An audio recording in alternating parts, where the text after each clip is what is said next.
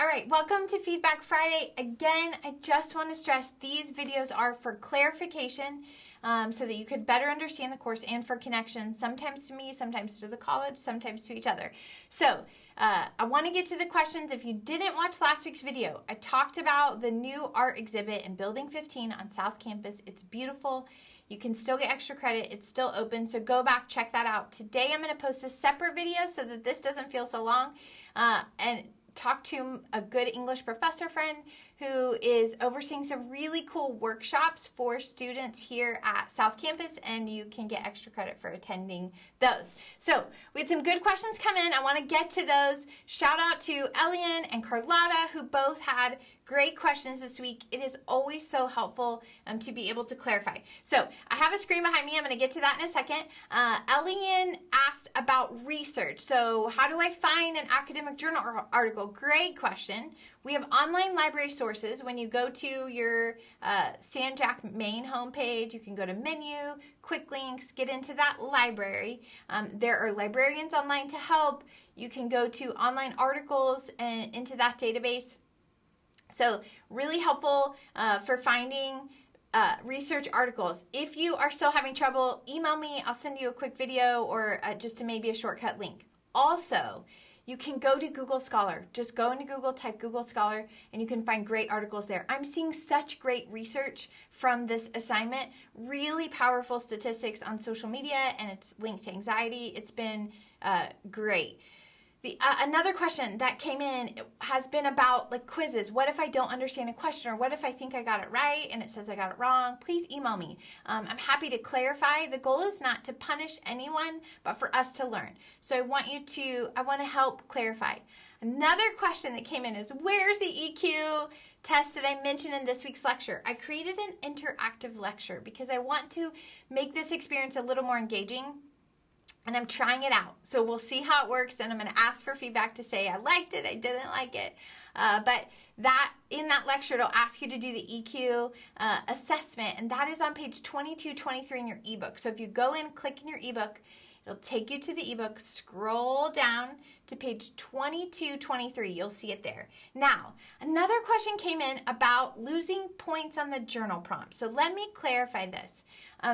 When we look at language, we talk about sending and receiving messages face-to-face, and there's all kinds of noise we're learning that inhibits the message. But what we also need to know is there's semantic noise and syntactic noise, how we put words together.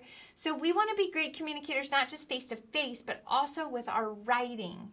And so there's grace in that. So for your paragraph, if you have less than five or fewer grammatical errors, punctuation errors, verb, tense, spelling, there's no penalty. If you have 5 to 10, it starts to affect your message. You start to lose credibility with your audience when you're sending messages that are not clear, that have a lot of errors.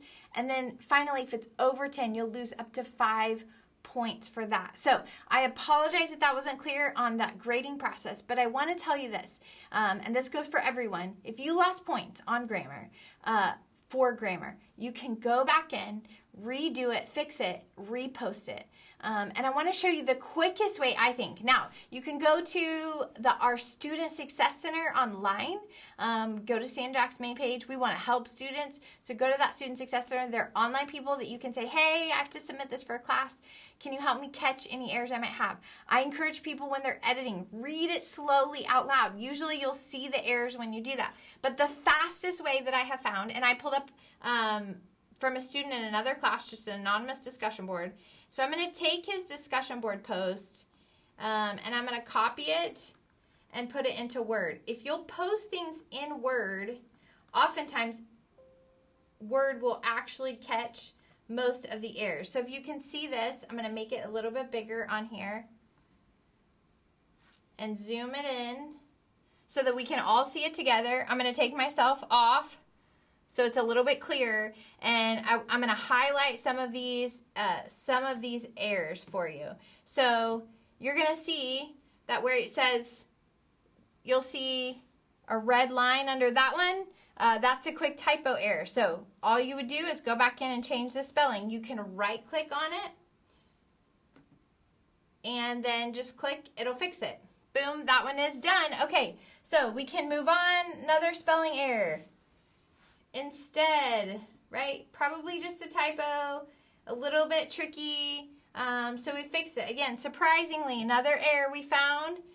We fixed that one. Now, this one's tricky. So many students, I can't tell you how many students don't capitalize I's. So it's not just unacademic, it's unprofessional.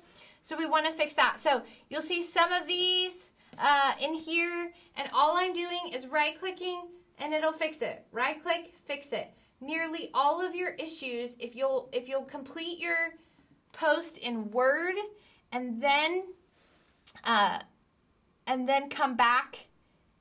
I'm going to turn that off. If you'll come back and copy and paste it into your journal prompt, that should fix most of those issues. So I'm trying to make this quick. I know it's a little bit long.